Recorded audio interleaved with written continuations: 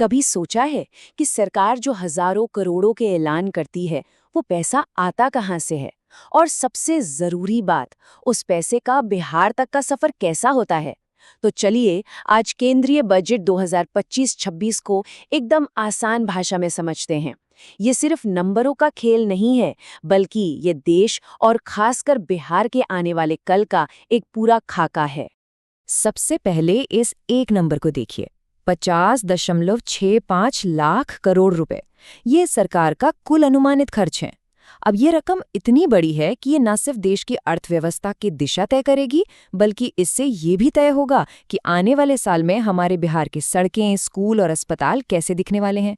तो इस पूरे बजट को आसानी से समझने के लिए हमने इसे 4 हिस्सों में बांटा है।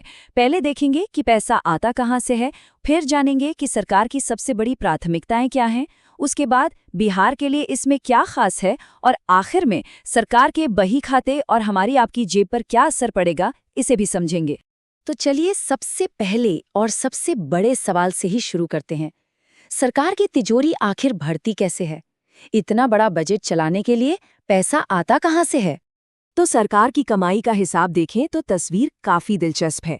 सबसे बड़ा हिस्सा यानी 24% सीधे इनकम टैक्स से आता है, मतलब हम और आप जो टैक्स देते हैं उससे। और मजे की बात यह है कि दूसरा सबसे बड़ा हिस्सा 22% उधारी से आता है।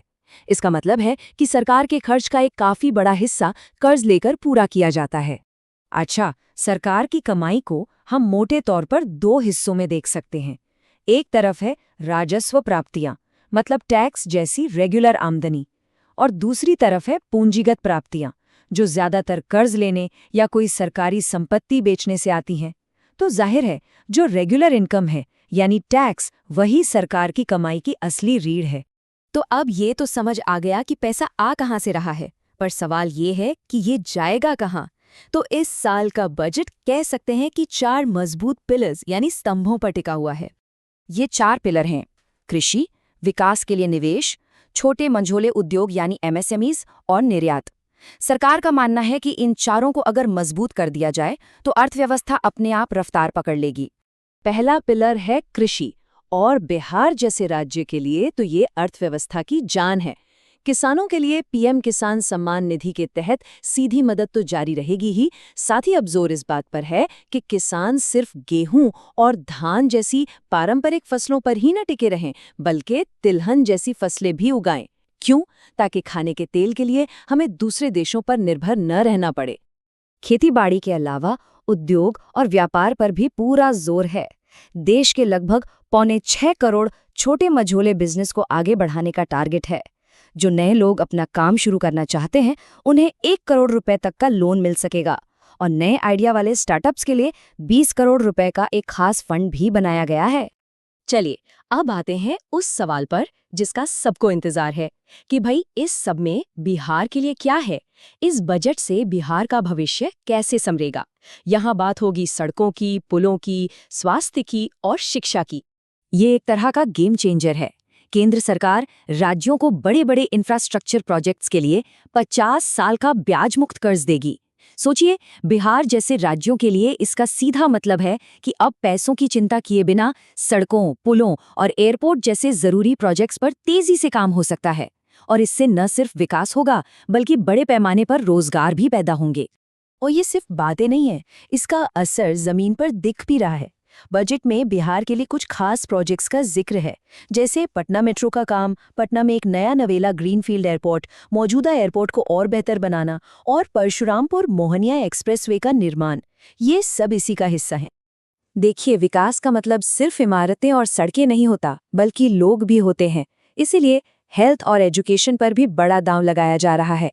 नए मेडिकल कॉलेज बनाए जाएंगे, अगले 2 साल में 10,000 ई-स्वास्थ्य केंद्र खुलेंगे, और स्कूलों कॉलेजों में डिजिटल लाइब्रेरी और टेक लैब्स बनाई जाएंगी, ताकि बिहार के युवाओं को आज के ज़माने की शिक्षा मिल सके। तो चलिए अब आते हैं आखिरी और सबसे ज़रूरी हिस्से पर, सरकार का हिसाब किताब और आम आदमी की जेब पर इसका असर, यानी टैक्स। अब ये शब्द राजकोषीय घाटा या फिस्कल डेफिसिट सुनने में थोड़ा भारी लगता है ना, पर इसका मतलब बहुत सीधा है, सरकार की कमाई और खर्च के बीच का फर्क। अच्छी खबर ये है कि ये फर्क अब कम हो रहा है। जीडीपी के 4.8% से घटकर 4.4% पर आ गया है। मतलब सरकार अपने खर्चों को बेहतर तरीके से मैनेज कर रही है और कर्ज पर निर्भरता कम कर रही है। अब बात करते हैं उस चीज की जिसका सबको इंतजार रहता है, इनकम टैक्स। तो इस बार एक नया टैक्स सिस्टम आया है। सीधी बात यह है कि 4 लाख रुपए तक की सालाना आमदनी पर 0 टैक्स, कोई टैक्स नहीं देना है। इसके बाद जैसे जैसे आमदनी बढ़ती है, टैक्स की दरें भी बढ़ती जाती हैं, जो 30% तक जाती है। इस नए सिस्टम में कुछ और भी बातें हैं जो जानना जरूरी हैं। 4 लाख तक की आय तो टैक्स फ्री है ही। इसके अलावा 50,000 रुपए की मानक कटौती यानी स्टैंडर्ड डिडक्शन वो पहले की तरह मिलती रहेगी। और एक बड़ा बदलाव ये है कि कैश निकालने पर जो टीडीएस कटता था, उसकी लिमिट 20 लाख से बढ़ाकर 3 करोड़ रुपए कर दी गई है। तो अगर इस पूरे बजट को 3 लाइनों में समेटना हो तो क्या कहेंगे? पहली बात, अर्थव्यवस्था के 4 खास क्षेत्रों पर पूरा फोकस है। दूसरी, इंफ्रास्ट्रक्चर पर जबरदस्त निवेश जिसका सीधा फायदा बिहार जैसे राज्यों को मिलेगा। और तीसरी, एक नया और सरल इनकम टैक्स सिस्टम। और आखिर में एक सवाल, इन सभी नई योजनाओं और इतने बड़े निवेश के बाद क्या अगले 5 साल में बिहार की आर्थिक तस्वीर वाकई बदल सकती है? ये एक सोचने वाली बात है।